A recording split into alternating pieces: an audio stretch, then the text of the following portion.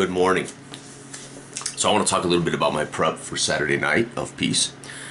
I don't want to give away any spoilers here. I just want to talk a little bit about how I'm doing this. That's kind of a meshing between how I used to make preparation and how I do prep with Naive Narrator and Dark Age of Man and all the games I've been playing outside of Peace for the last 6 months or so. So,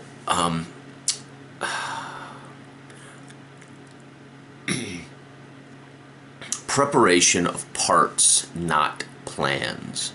So, when I play Dark Age of Man, we have a setting, we have a kind of a thing going on, a theme, maybe, this is the thing, and then everything is naive. I don't know anything. I have a random seed chart that I either create or is populated by what's happening around them, and these are events that could be disastrous or could be mundane that will come up and somehow cross the paths of the players, or at least as a rumor, or even literally cross paths with the players. Okay, well, I'm not doing that for Peace. I didn't do that for my local session a couple of months ago, and I'm not doing it for the guys Saturday night. I'm doing a little more traditional prep. I'm treating this differently. Now, I will use a random seed chart for potential things that they might encounter in the world as they are pursuing their interests. Okay.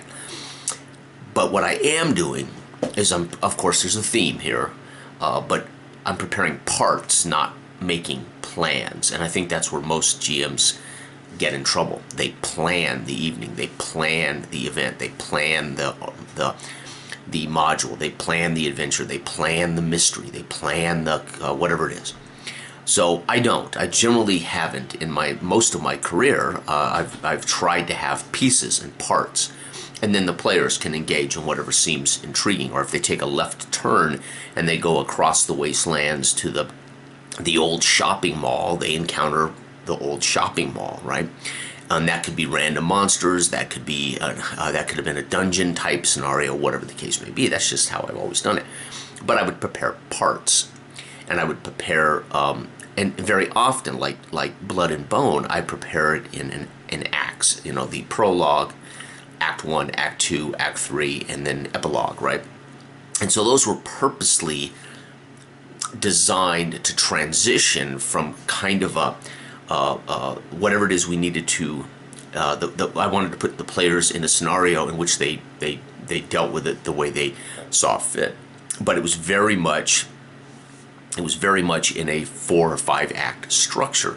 That's how I run Barbarians and Basilisk. I run it like it's a B-movie script, but I don't ask the players to be actors. I don't ask the players to hit the marks and say their lines. I just connect scene 1 to scene 2, etc., with either transitional fades or whatever. Okay, now you guys are here. Okay, but those, in a way, had plans, right? So I can't deny I prep all kinds of different things, whether it's a module like the Adventures in Eastmark sessions. That was definitely campaign prep. I prepped about a 7-session arc, as far as the timeline of when things were going to occur and what the bad guys were trying to do, unless the players trumped them or set them back. There were campaign points that would affect kind of the strength of the next potential threat, so to speak. And we got 3 sessions into that, and unfortunately we haven't had a chance to finish it. Tuesday nights for me became difficult. But the point is, that had like a campaign timeline. And I had NPC villains, and they were trying to achieve a thing in Eastmark, and the Rangers were trying to thwart it or deal with him. Okay, so again, did I run that as Naive Narrator? No, I've only run 3 games in the last 6 months that weren't Naive Narrator random seed, and that was the Barbarians. That was the Barbarians and Basilisk game that I ran on Thursday night for the guys. That was a 5-act kind of movie structure, and then of course the Eastmark games, and then my local Peace session in locally, and of course I'm going to run this Peace session with not so much acts, not so much linear, but with parts. There is a theme and there is a major thing happening clearly. That's why I've titled it Stones of those Forgotten. This is the major dilemma that they're going to face and see immediately in session. How they go about that, or how they, if they survive that, or how they go about that, or how they interpret results, that's entirely up to the players. But so I'm again, I'm preparing parts with no plans. I don't have plans for them to go engage this and go there. The initial launch does have a setup as to why they're where they're at and what's happening immediately. Again, no plans outside of them having to deal with that immediate event. But aside from that, we go from there. Okay. So, but that doesn't mean I'm making it up. It doesn't mean that there is a naive narrator happening. I will know. Right, if they do pursue this thing and they go to this place and that comes up on the chart, that I know who these people are and I know what they think about the thing. It is not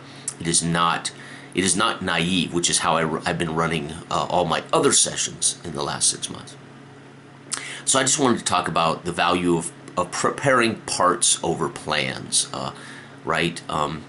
I do believe, though, we should definitely have themes, because the themes also engage the player in a neurological thought pattern, and that thought pattern then aids us in our aesthetic, and it keeps everybody in the same playing field. So when we have a certain theme or a certain kind of aesthetic, there is this neurological pattern that helps everybody's imaginings kind of funnel into that same fiction, so we're all on the same page, and it is something that you don't have to teach. It is, if they're paying attention and they're engaged, ironically, they will develop these neurological patterns of thought, so to speak.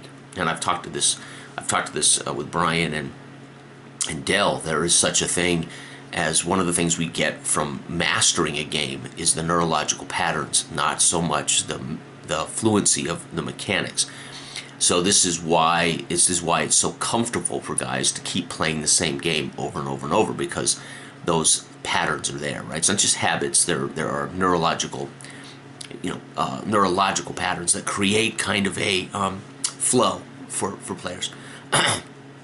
And this is something that comes, I think, with just exposure to a particular group or a particular setting or a particular game system, right?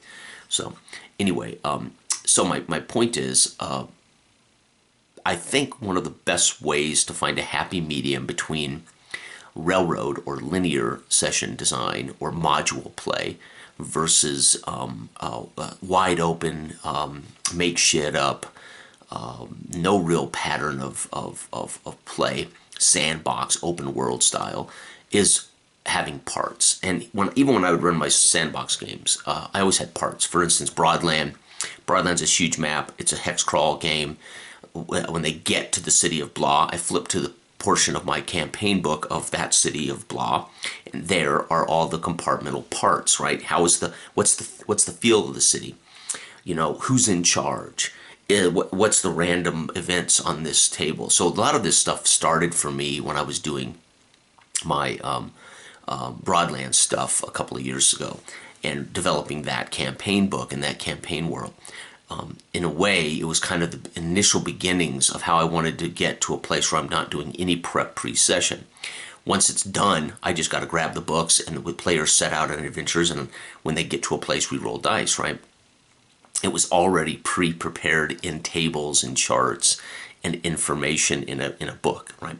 But what was allowing me to do was almost take the role of a naive narrator earlier in my career, but I didn't perceive it that way. And I still knew certain things. If the book said that in this town these are the city council members, and this particular city council member runs roughshod over the whole city and has this particular thing, I know, right? As opposed to in Dark Age of Man, and they come across a small kingdom of, King Uflaf, and I don't really know anything about King Uflaf, right? I only know that on my chart it says King Uflad, a peasant problem. I don't know King Ufla for this, and what's the peasant problem? So I have to, on the fly, kind of express the peasants are up in arms, or the peasants are dying, or the peasants are whatever. And King Ufla could be a simple old man, or he could be a nasty son of a gun, or, you know. So there is no knowing when I run Dark Age of Man. There's no knowing when I run naive narrator style, right? But when you have parts, those parts contain all that subjective truth, right? All the things that are true, and that's the play to find out, right? But again, no plan for them to go to A to B to C to D, right? No plan to go from Act 1, Act 2 to Act 3. Now, I very often use the verbiage that we're fading, as we advance time, we're fading over to your travels now. And, you know, we fade to black, fade up on you guys on your horses crossing the plains. And here's this thing, right? So I very often will use those concepts to, like Star Wars, the fade, the screen wipe as we meanwhile, or as we fade time, right? So anyway, parts over plans. I think plans are what get GMs frustrated. Plans are what make players feel railroaded, because you have a plan and you have an expectation that they're going to go to that through that plan, or you have a plan for them to encounter this amazing spider scenario you created, and then they just won't engage in it. So stop planning and just prepare parts and make those parts legitimate, and they're in certain places and they are available through play. And again, I will have a random seed chart for the game, but I do have parts that are of what the theme and what the overall issue is that they'll encounter very early. How they go about deciphering that information or dealing with that information, entirely up to the players. So, all right.